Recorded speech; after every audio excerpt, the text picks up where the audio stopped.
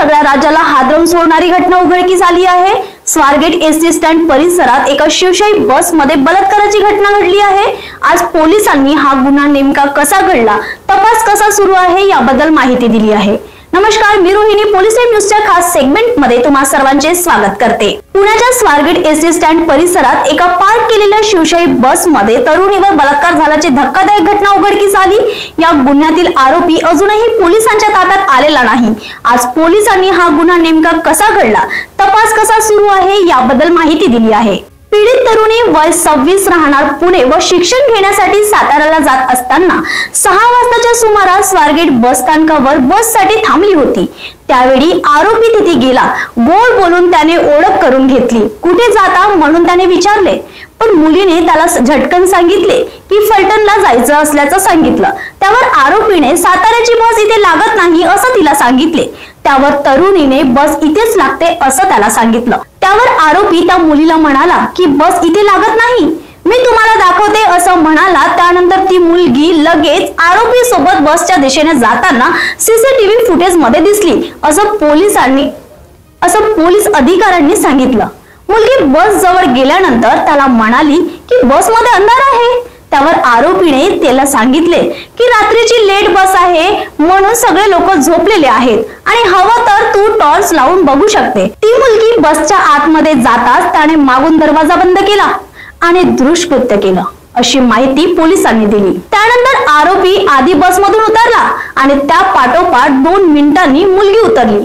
ती फलटण जाणाऱ्या बसमध्ये जाऊन बसली आणि तिथे गेल्यानंतर तिने मित्राला फोन लावला आणि मित्राच्या सल्ल्यावरून तिने लगेच स्वारगेट पोलीस स्टेशन गाठून घडलेला प्रकार सांगितला आणि त्यानंतर लगेचच आम्ही कारवाई सुरू केली अशी माहिती पोलिसांनी दिली। आम्ही सीसीटीव्ही फुटेज काढले। आरोपीची ओळख पटली आहे। आरोपी शिरूर गावचा आहे।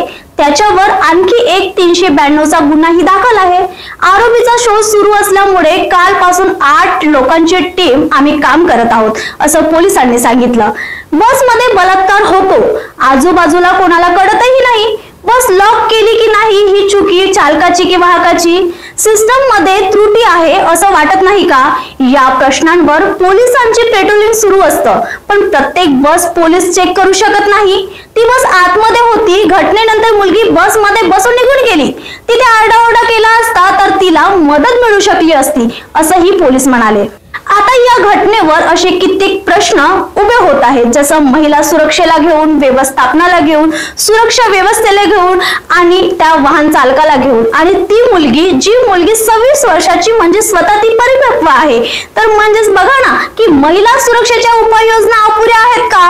कारण जर सीसीटीव्ही आणि पोलीस गस्त असतानाही जर असे प्रकार घडत असतील तर प्रशासनाच्या सुरक्षा व्यवस्थेत काय कमतरता आहे?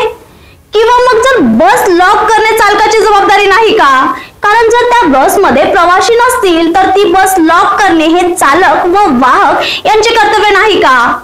आता ज्या महिला प्रवास करतात तर महिला प्रवाशांनी सावधगिरी बाळगायला नको का? कारण जर ती 26 वर्षाची परिपक्व मुलगी आहे आणि नेहमी जर ती प्रवास करत असेल तर तिने सावधगिरी बाळगायला नको का? कारण हा असा प्रसंग तिच्या स्वतःच्या सावधगिरीने टाळताही आला नसता का? आता मुख्य दोष कोणाला?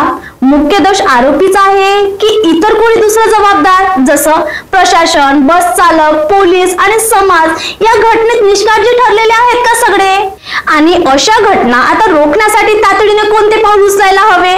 कारण बघा ना, महिलाच्या सुरक्षेसाठी आता नेमकी कोणती कठोर पावले उचलली जाणे गरजेचे वाटते?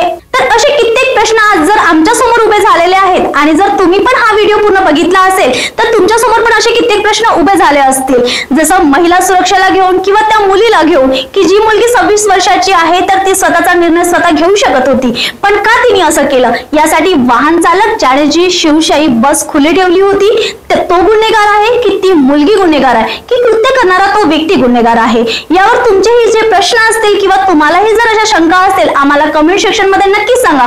पुन्हा भेटूया नवीन स्टोरीसह। तोवर बघत रहा पोलीस टाइम न्यूज नागपूर।